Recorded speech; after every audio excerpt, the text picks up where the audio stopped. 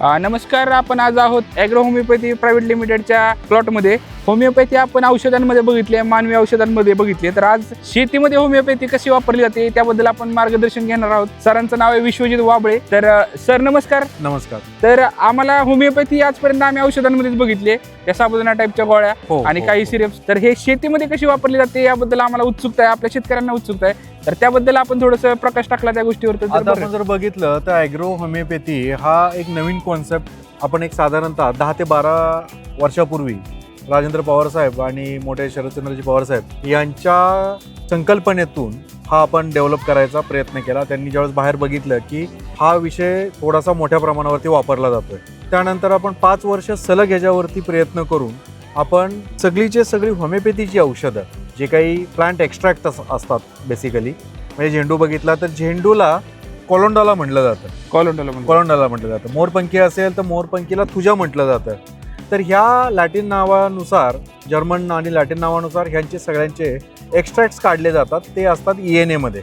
आणि हे ENA मधले एक्स्ट्रॅक्ट काय काम करतील हे तुम्हाला पूर्ण प्लॉटवरती सगळ्या होमिओपॅथीच्या दिसेल. इथं आपण टोमॅटो सारखी फळभाज्या असतील, त्यानंतर कोथिंबीर, चापू, वांग आहे तुम्हाला फळभाजी मधलं, त्यानंतर मिरची आहे, हळद आहे, म्हणजे जे कंदवर्गीय म्हणतो आपण, तर कंदवर्गीय हळद आहे. सगळ्यात महत्वाचं जर बघितलं तर तुम्हाला पाठीमागं मकेचा प्लॉट दिसेल. मका आणि मकेमध्ये लष्करी अळीचं प्रमाण हे सगळ्यात जास्त असतं आणि त्यासाठी क्लोरो आपल्याला वापरायला लागतो. सगळ्यात वाईट असतं की कुठलंही केमिकल खाल्ल्यानंतर, हे वापरल्यानंतर जर गायीने ते खाल्लं गेलं ते फीड, तर ते रक्तातून दुधात उतरतं आणि हे सगळ्यात वाईट आहे.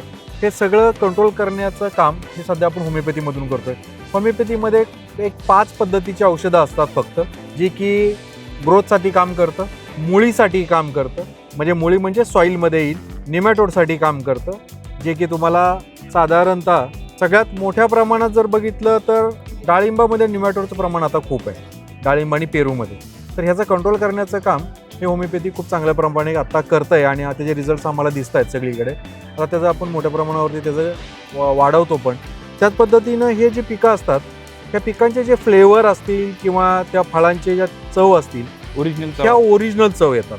होमिओपॅथी हे सगळ्यात मोठं त्या दृष्टीने काम करतं आहे. ह्याच्यामध्ये कुठलाही इन्सेक्ट, पेस्ट ह्याचं काम तुम्हाला वाढवणारं नाही, कारण हे प्रिव्हेंटिव्ह बेसला काम करतं. क्युरेटिव्ह बेसला ह्याचं 70 to 80% फक्त फायदा होतो. अच्छा. तर हे जी खतं आहेत तर ह्याचा प्रत्येक आपल्या शेतकऱ्यांना साधारण एकरी खर्च किती येतो, किती म्हणजे साधारण रेंज असेल? रेंज असतात साधारणतः. उसाला आपण साधारणतः 6,900 वर्षाचा खर्च होतो फक्त वर्षाचा, आणि त्या खर्च एकरी. त्याच्यामध्ये आम्ही जर बघितलं तर आता हायेस्ट यील्ड आहे आपल्या 125 टनाचं. ओव्हरऑल महाराष्ट्रामध्ये आपण सांगली असेल, सोलापूर, कोल्हापूर, बारामती, त्यानंतर नगरचा काही सेक्शन आहे, जुन्नरचा भाग आहे, नाशिकचा काही भाग आहे, निफाड आहे. ह्या सगळ्या भागात आपण आता द्राक्षासाठी पण देतोय, ऊसासाठी पण देतोय. आणि मिलीबगमध्ये तुम्ही जर बघितलं तर सगळ्यात हायेस्ट रिझल्ट हे आता आपले नोंदवले गेलेले. तर साधारण म्हणजे केमिकल किंवा ऑर्गॅनिक शेती, सेंद्रिय शेतीपेक्षा तुम्ही कसे वेगळे आहात? सेंद्रिय शेतीचा तुम्ही जर गोंधळ बघितला तर आपण निमॅटोड हा जो विषय, साधा विषय घेऊया. निमॅटोडला तुम्ही कुठलंही मेडिसिन वापरलं तरी निमॅटोड हा तुमचा फक्त 10 ते 20% जाईल. एक्झाम्पल सांगतो, 7,000 रुपये खर्च हा ऑर्गॅनिकचा होतो निमॅटोडला. तोच खर्च केमिकलला गेलं तर जवळजवळ 17,000पर्यंत, 18,000पर्यंत होतो. आणि तोच खर्च बघितला होमिओपॅथीमध्ये तर तो फक्त जास्तीत जास्त 3,000चा होतो. म्हणजे जवळपास खूप शेतकऱ्यांची बचत आहे यामध्ये, प्रत्येकच औषधामध्ये. आणि उत्पन्नाची वाढ ही जर बघितली तर 20 ते 30% कमीत कमी वाढ होते उत्पन्नात. म्हणजे जर खर्च जो आपण सगळ्या आउटपुटसाठी, इनपुटसाठीचा खर्च आपण जवळजवळ 25 ते 30% कमी करतो. म्हणजे ॲव्हरेज बघितलं तर 50%चा फायदा हा शेतकऱ्याला आरामात होऊ शकतो. जबरदस्त. कारण होमिओपॅथी आपण औषधांमध्ये बघितलं तर मानवी औषधांमध्ये बघितली होती, तर आज आपण बघितले शेतीमध्ये पण याचा वापर होतोय. फळभाज्या असतील, पालेभाज्या असतील, मका असेल, प्रत्येक ह्याच्यात प्रत्येक पिकासाठी या गोष्टी वापरल्या जाऊ शकतात. तर खूप धन्यवाद सर, आम्हाला खूप छान माहिती दिली तुम्ही आम्हाला आणि आपल्या शेतकरी वर्गाला. जेणेकरून आम्ही तुमचा एक कॉन्टॅक्ट नंबर स्क्रीनवर देतोय, जेणेकरून कुणाला काही शंका असतील तर ते तुम्हाला नक्की कॉन्टॅक्ट करतील. हो, येस, थँक्यू सर. थँक्यू. तर ॲग्रो होमिओपॅथीची आपण डिटेल माहिती पाहिली, पण यातली औषधं काय काय याबद्दल सर आपल्याला सांगतायत. सर मित्रांनो, माझं नाव गोविंद सुमन केशवराव डाके. आम्ही ॲग्रो होमिओपॅथीमध्ये बरीच वर्ष काम करतोय. याच्यामधले जे प्रॉडक्ट आहेत हे नॅनोटेक बेस्ड प्रॉडक्ट आहेत. शेतकऱ्यांना शेतीमध्ये काम करताना जे केमिकलचा सामना करावा लागतो किंवा केमिकलमुळं गांडुळं मरतात आणि मधमाशी मरते, तर ह्या प्रॉडक्टमुळं ना मधमाशी मरते ना गांडुळं मरतात. निसर्गाला मदत करणारे हे प्रॉडक्ट आहेत. त्यामध्ये आम्ही 5 बेसिक प्रॉडक्ट बनवलेत, ज्यामध्ये सुपीक नावाचं एक प्रॉडक्ट आहे, एक मॅजिक नावाचं प्रॉडक्ट, आमचे ब्रँड आहेत हे, चॅम्पियन प्रॉडक्ट आहे आणि सेनापती एक असं प्रॉडक्ट आहे. तर या प्रॉडक्टमध्ये काय आहे, याच्यामध्ये आहे वनस्पती अर्क.